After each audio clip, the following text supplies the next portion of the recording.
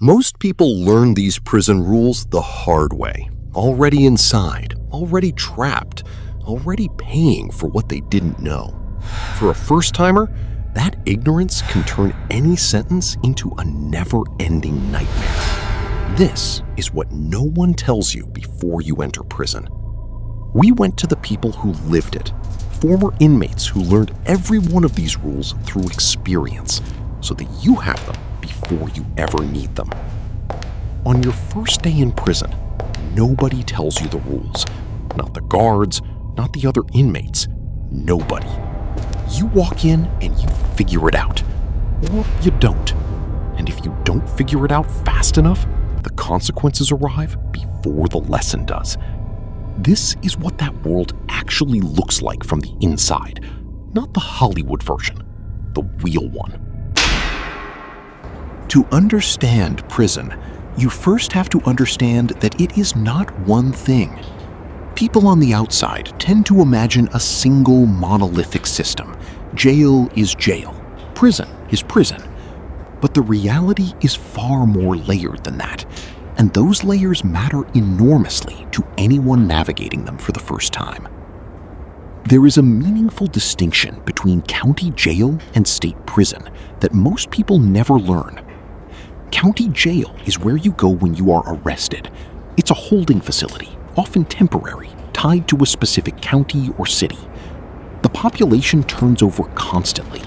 People are awaiting trial, serving short sentences, or being processed before transfer to a larger facility.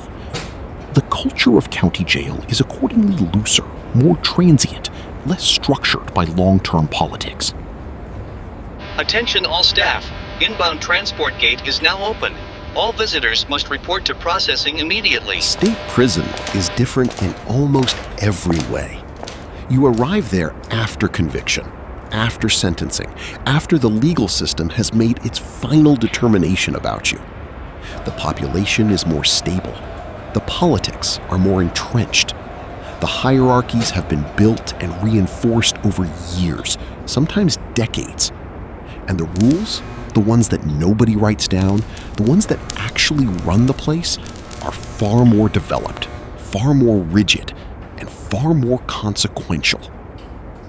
Now here is where things get even more complex, and where many first-time inmates make their most dangerous mistakes. The rules are not universal. They are not the same in every state, not the same in every facility, not even the same on every yard within the same facility. What keeps you alive in Atlanta could get you into serious trouble in Los Angeles. What is accepted practice in one module might be considered a serious violation 3 buildings over. Take the difference between Atlanta's county jail system and California's state prison system as a case study.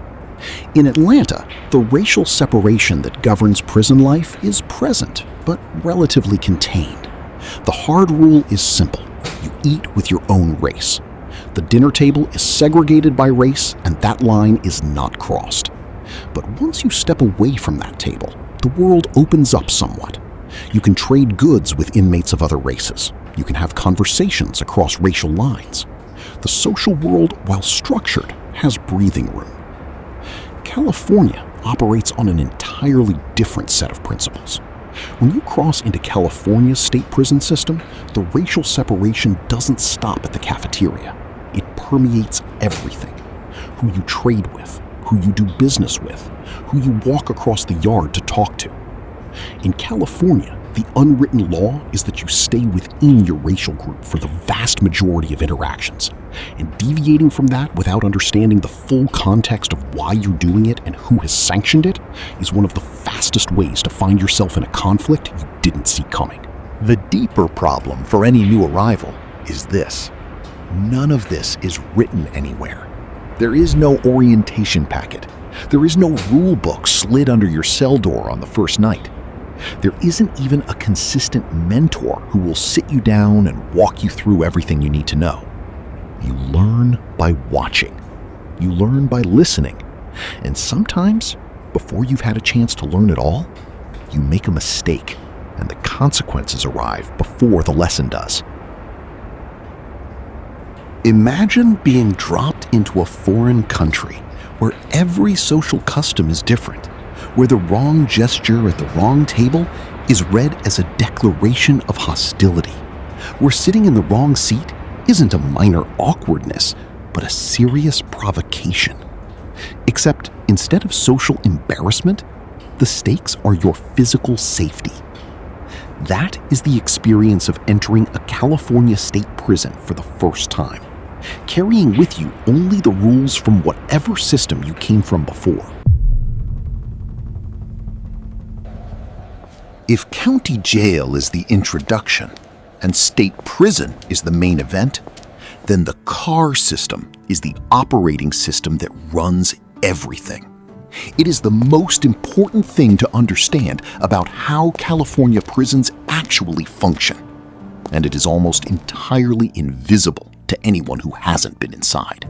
A car, in prison terminology, is a racial group organized as a unified political and social unit within a given facility. Every race has its own car. The white inmates have their car, divided internally between the Woods, a general term for white inmates without specific white supremacist affiliation, and the skinheads, who operate as a separate group but align with the Woods when larger conflicts arise. The Mexican inmates have their car, with further internal distinctions between Pisas, who are Mexican nationals and operate with their own cultural codes, and broader Mexican-American affiliations. The black inmates, Bloods, Crips, and other affiliations operate as a single car in relation to other races, even when internal divisions exist within that car. And then there are the others, anyone whose race doesn't fit neatly into the primary categories: Asian, Pacific Islander, Middle Eastern, mixed race, who form their own car as well. What makes the car system remarkable is not just its existence, but its function. Most people, hearing about racial groupings in prison, assume that the purpose is hostility, that these groups exist to fight each other. But that gets it almost exactly backwards. The car system, at its core, is a conflict management structure. Its primary function is to prevent violence, not to organize it. Every car has a key holder. The key holder is the highest-ranking inmate of that racial group in that specific facility at that specific time. This is not a title that is given. It is a position that is earned through a combination of tenure, reputation, demonstrated judgment, and often the willingness and ability to handle physical confrontations. The key holder is not necessarily the most violent person in the group. In fact, the best key holders tend to be the ones who are most effective at de-escalation, at reading a situation before it erupts, and finding a path that doesn't end in a lockdown for everyone. The key holder's primary responsibility is communication, not within their own group, but across groups. Key holders from different cars communicate with each other. They negotiate, they set boundaries, they clarify misunderstandings before they become incidents. They decide, collectively, whether a conflict between two individuals becomes a broader race conflict or whether it stays contained. If a member of one car disrespects a member of another car, the key holders talk.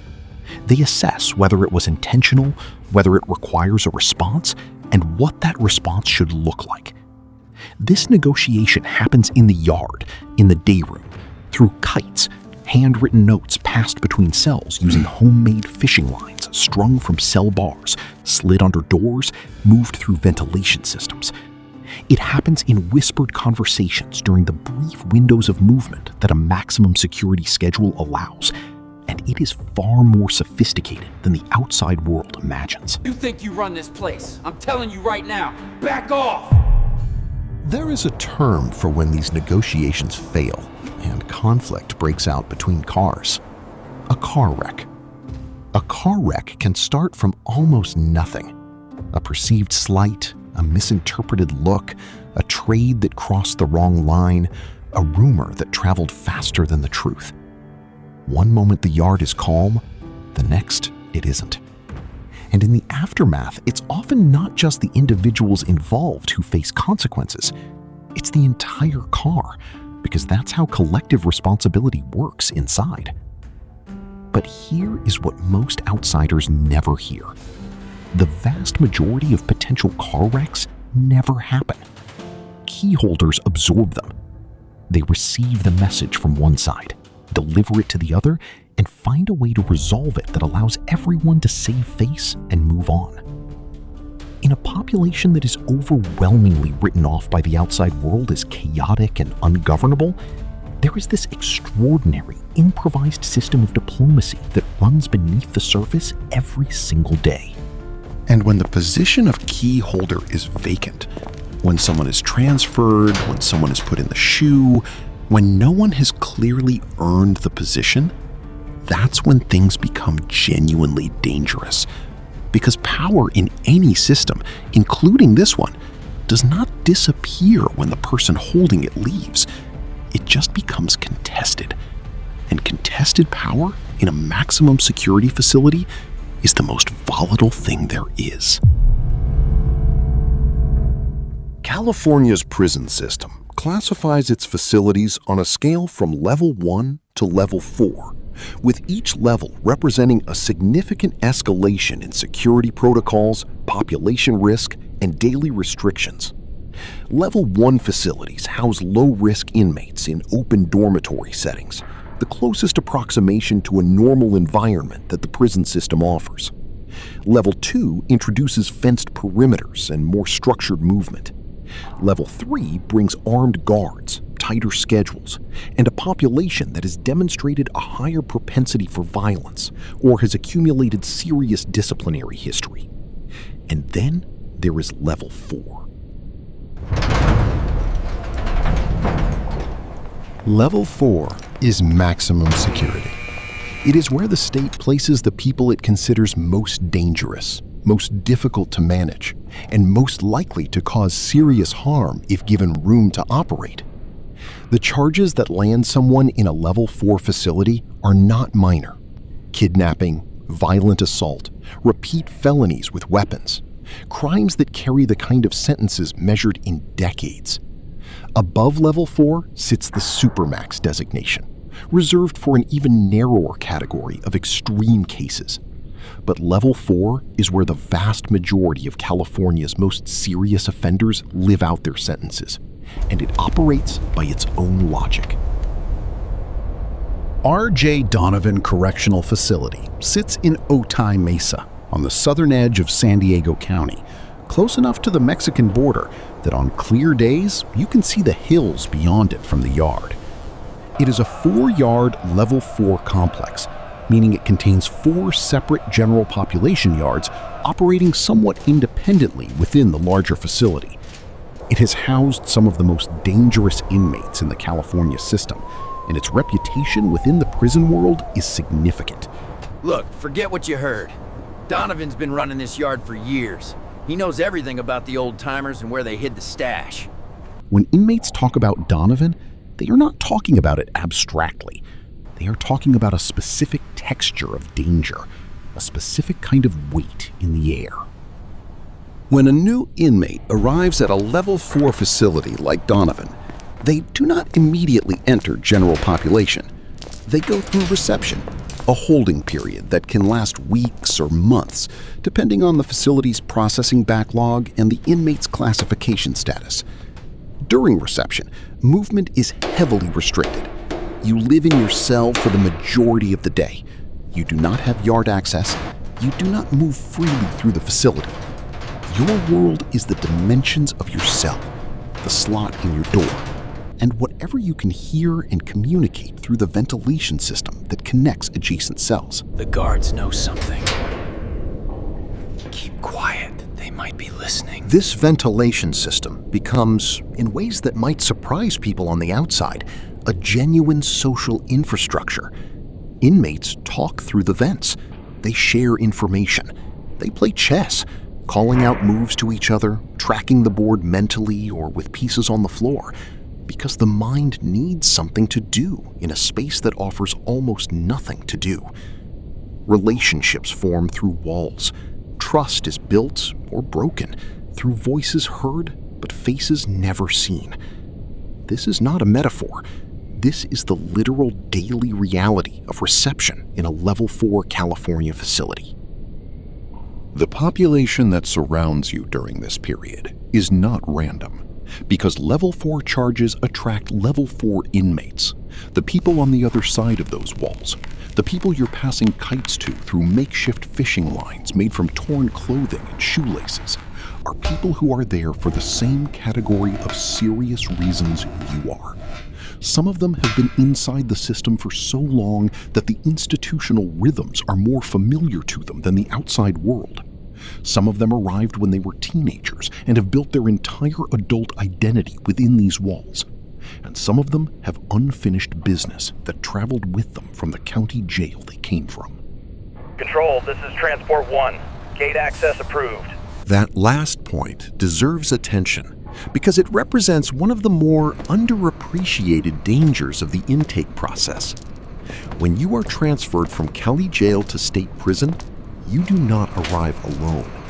You arrive on what is called a chain, a group transfer of multiple inmates, often including people from the same facility you just left. The conflicts you had in county jail do not reset when you cross into state prison. They travel with you. The person you had a problem with 3 months ago in the county holding tank may be on the same chain, heading to the same facility, assigned to the same yard. And the institutional machinery of the car system, the key holders, the kites, the network of information, means that your reputation, your conflicts, and the hits that may have been placed on you can arrive at your destination before you do. Inside prison, the single most valuable resource is not physical strength, not money, not contraband. It is information. Specifically, it is knowing things before they happen, knowing who is planning what, knowing where the danger is coming from, knowing when to be somewhere and when to make yourself absent. Information is the currency that the car system runs on, and its circulation happens through a communication network that the outside world rarely hears described in detail. The Kite is the foundational communication technology of prison life. A kite is a note, a written message, sometimes just a few words, sometimes an entire detailed account of a situation that moves between cells and between yards through whatever physical means are available. A piece of torn paper is folded small and attached to a line made from braided thread pulled from a prison-issue blanket, a shoelace, or a strip of clothing. That line is used to swing the kite out of one cell and into the path of the next, or slid under a door during the brief moment when a guard's attention is elsewhere, or passed hand to hand in the yard with the casualness of a handshake. My hearing is next month. I need you to talk to him before then. I already sent word. He knows what to say. Just keep your head down until then. The Kite network is fast, and it is surprisingly reliable. Information about a planned assault can travel from one end of a facility to the other within hours. A key holder's decision about a brewing conflict can be communicated to every member of his car before the next yard period. A warning about a specific individual, who is looking for them, who has been tasked to approach them, what method has been approved, can reach the target before the people carrying out the plan have a chance to execute it. In a system designed to isolate and contain people, the Kite network is proof that human ingenuity in service of communication is essentially unstoppable. But the Kite network also carries betrayals. And this brings us to one of the least discussed and most psychologically complex dimensions of prison life, the question of loyalty and the limits of it among people who are locked in close proximity under enormous daily pressure. Your cellmate is not automatically your ally. This is a truth that takes some people too long to learn. The person sleeping 3 feet away from you has their own survival calculations to make, their own car obligations, their own history of relationships and debts within the facility. If that person receives a kite warning them that something is coming for you, they are not required by any code to tell you. The calculus they face is simple and brutal. Do the benefits of warning you outweigh the risks of getting involved in whatever conflict is headed your way? In many cases, the answer they arrive at is no, and so they say nothing. They may even step out of the cell at the critical moment, not to help the situation, but to make sure they are not in the way of it. This is not cowardice, exactly. It is survival logic, operating in a system that punishes involvement and rewards strategic neutrality. Understanding that fact does not make it easier to absorb when you realize, in the moment after the attack, that the person who slept 3 feet from you knew what was coming and chose silence. But it is the reality of how trust functions inside, earned rarely, never assumed, and always provisional. Against all of this, the small acts of genuine human decency become almost startlingly powerful.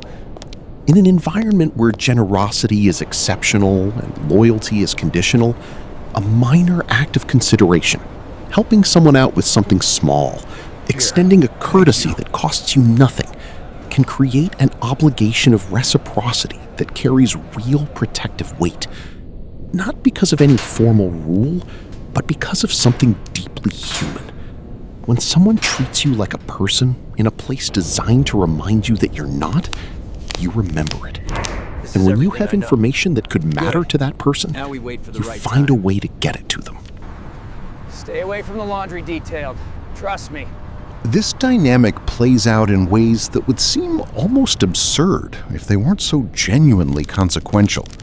A cord passed under a cell door, a small favor granted to a stranger whose face you've never seen, can result in a warning that arrives just in time to change how you position yourself when a door opens and armed men come through it.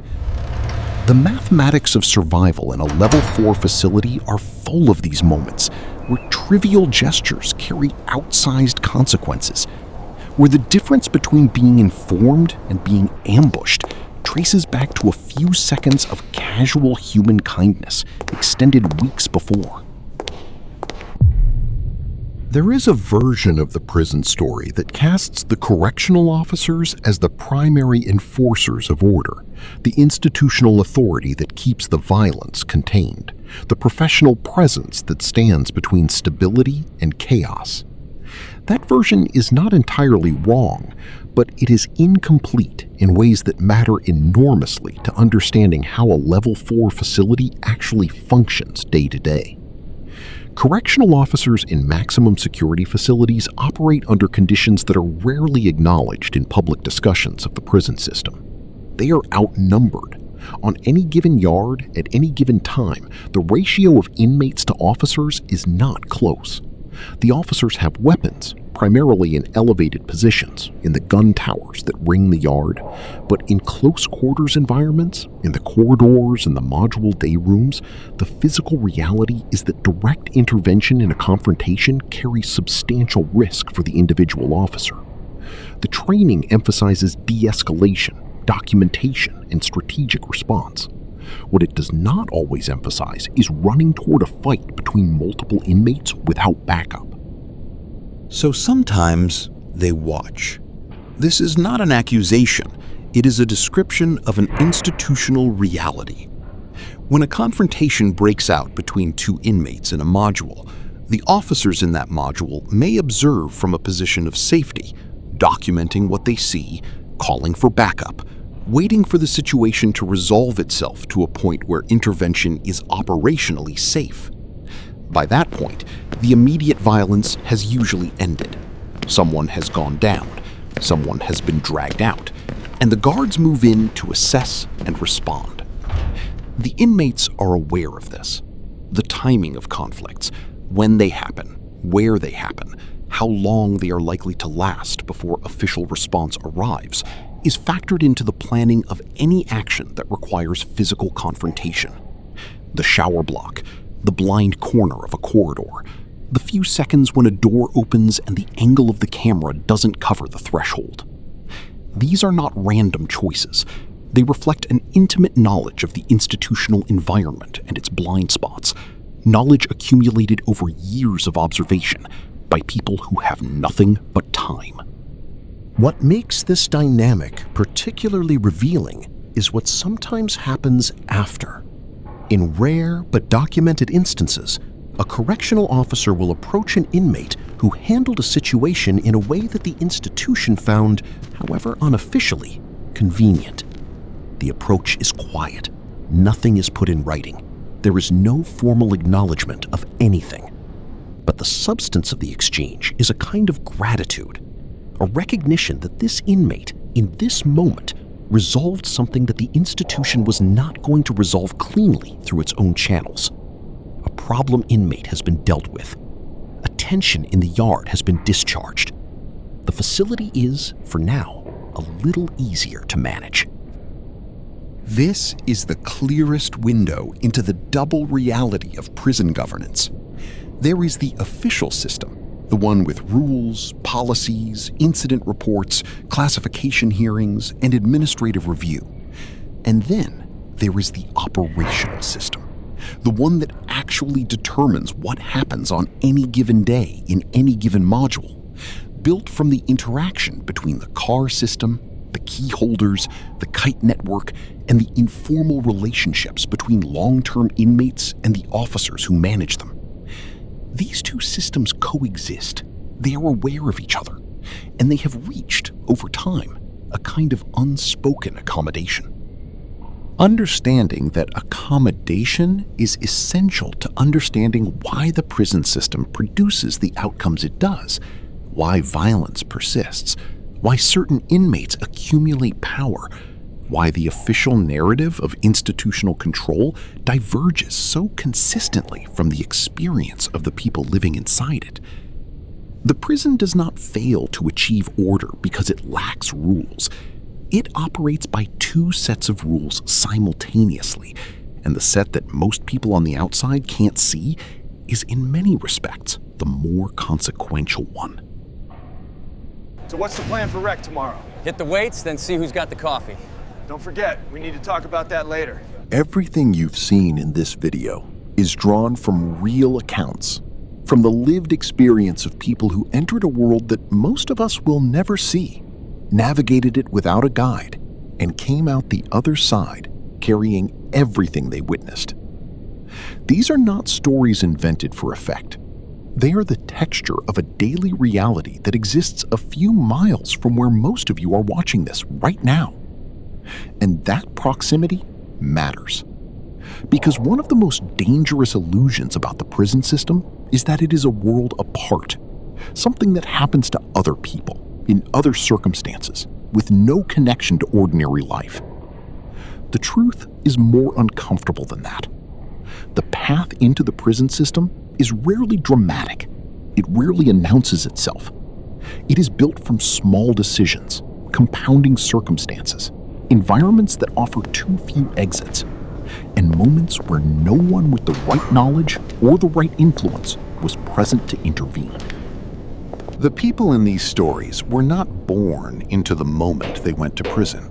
They arrived there through a sequence of events that, at any of several points along the way, could have gone differently. That is not an excuse for the harm they caused or the choices they made. Accountability matters, and the people affected by crime deserve that acknowledgement. But it is a fact that the system itself produces, at enormous cost to individuals, families, and communities, outcomes that are, in many cases, preventable.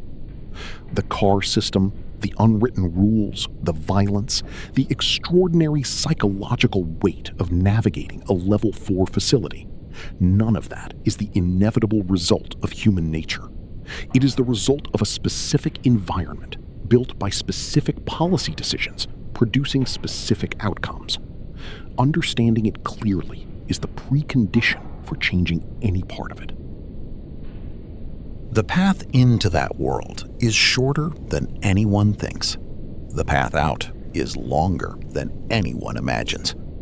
And the space between those two facts is where the most important decisions of a person's life tend to get made, quietly, quickly, and often without anyone around who has the full picture to offer. This channel exists to make sure that anyone who wants the full picture can have it. Because knowing what is actually inside those walls of the prison, not the myth, not the movie, the real one,